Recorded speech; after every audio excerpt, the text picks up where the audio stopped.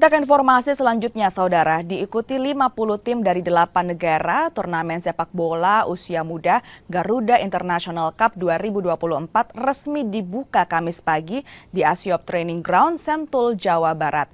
Dengan jangkauan peserta yang semakin luas dan berkualitas, cita-cita GIC untuk menjadi panggung sepak bola muda di Asia kini semakin dekat. Turnamen sepak bola usia muda Garuda International Cup resmi dibuka Kamis pagi.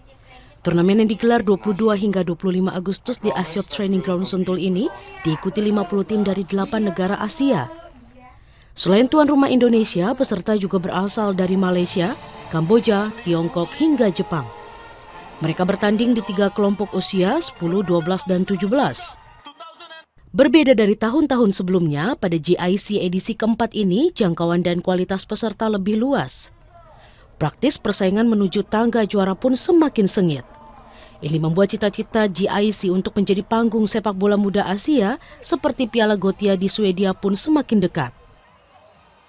Tahun ini mungkin lebih kompetitif ya, karena ada dari China, dari Thailand, Kamboja, Jepang. Itu mungkin buat tim Indonesia tahun ini ya bakal lebih sulit sih kalau menurut saya. Pada laga pembuka kelompok usia 17 tahun, tuan rumah Asiop harus mengakui keunggulan tipis Guangzhou FC Tiongkok 0-1.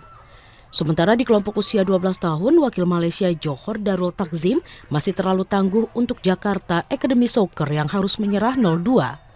Rinin Taniken, Angga Nuriski, Kompas TV, Sentul, Jawa Barat.